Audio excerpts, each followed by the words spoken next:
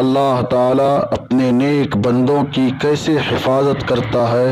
عبرتناک واقعہ، ابو جہل جو کہ رسول اللہ صلی اللہ علیہ وسلم کا سخت دشمن تھا، ایک دن قریش کے لوگوں کے سامنے غصے میں بھرا ہوا آیا اور کہنے لگا، محمد ہمارے دین کی مخالفت کرتا ہے، ہمارے آباء و اجداد اور ہمارے معبودوں کی توہین کرتا ہے، بہت ہو گیا، اب اور برداشت نہیں ہوگا۔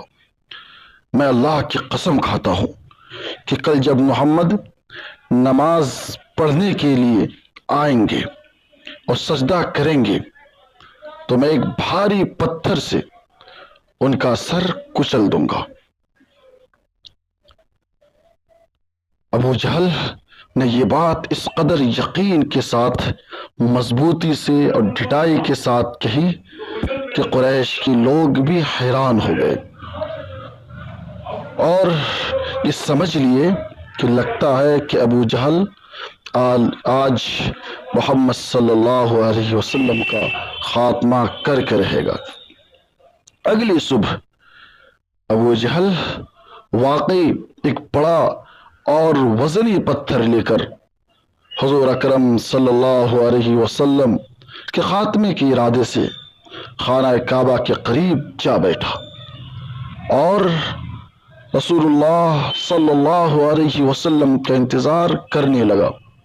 وہ دل ہی دل میں منصوبہ بنا رہا تھا کہ جب آپ صلی اللہ علیہ وسلم سجدے میں جائیں گے تو میں اس پتھر سے ان پر حملہ کر دوں گا۔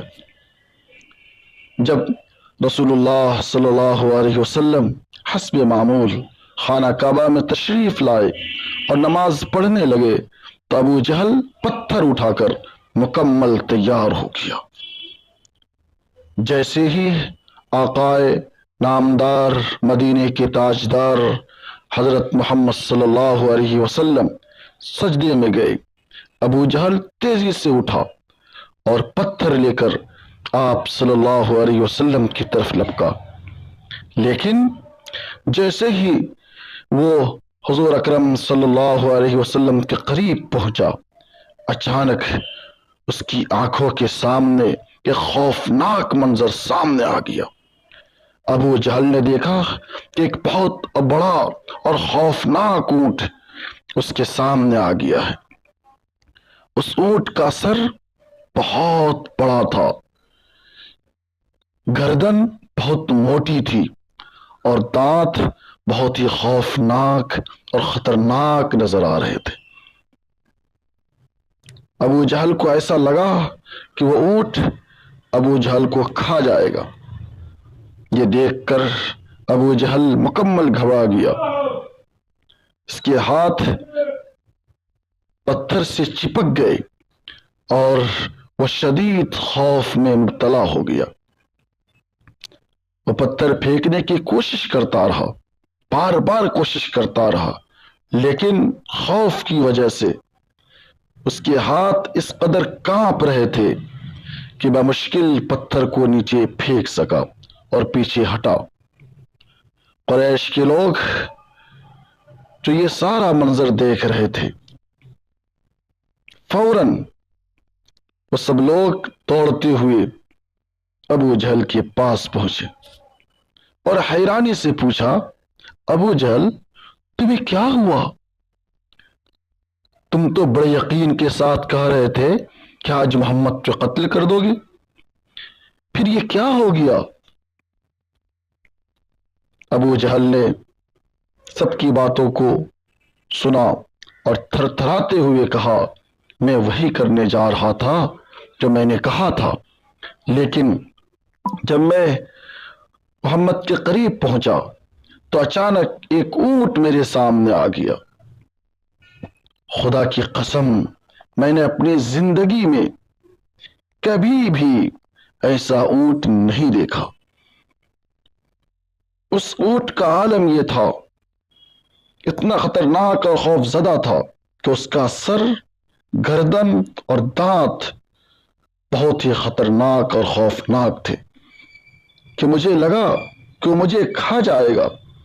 یہ سن کر قریش کے لوگ خاموش ہو گئے اور سمجھ گئے کہ ابو جہل کا منصوبہ ناکام ہو چکا ہے۔ وہ سب حیران تھے کہ نبی اکرم صلی اللہ علیہ وسلم کے ساتھ اللہ کی حفاظت کتنی مضبوط ہے، جو انہیں ان کے دشمنوں کے ہر وار سے اور ہر مکر سے اور ہر تدبیر سے بچا رہی ہے۔ یوں اللہ تعالیٰ نے ایک بار پھر اپنے نبی حضور اکرم صلی اللہ علیہ وسلم کو دشمنوں کے شر سے محفوظ رکھا اور ابو جہل کے ارادے کو ناکام بنا دیا۔ سبق: اس واقعے سے ہمیں یہ سبق ملتا ہے کہ اللہ تعالیٰ اپنے نیک بندوں کی حفاظت خود کرتا ہے، جیسے اس نے رسول اللہ صلی اللہ علیہ وسلم کو ابو جہل کے برے ارادے سے محفوظ رکھا۔ یہ ہمیں برائی کے انجام کی یاد دلاتا ہے کہ جب کوئی شخص برے ارادے رکھتا ہے، خاص طور پر اللہ کے نیک بندوں کے خلاف، تو وہ ناکامی سے دوچار ہوتا ہے، جیسا کہ ابو جہل یہاں ناکام ہوا۔ اس واقعے سے ہمیں یہ بھی سبق ملتا ہے کہ رسول اللہ صلی اللہ علیہ وسلم کی صبر اور استقامت اس بات کی مثال ہے کہ مشکلات کے وقت ہمیں اللہ پر بھروسہ کرنا چاہیے اور اپنی عبادت میں مشغول رہنا چاہیے۔ یہ واقعہ اللہ کی قدرت اور غیبی مدد کا واضح ثبوت ہے، جو ہمیں بار بار یاد دلاتا ہے کہ اللہ کی رضا اور حفاظت حاصل کرنے کے لیے صبر، استقامت اور تقوی کا راستہ اپنانا ضروری ہے، تاکہ ہم اللہ کے نیک بندے بن سکیں۔ اسی طرح کے واقعات کو سننے کے لیے چینل کو سبسکرائب کرنا نہ بھولیں۔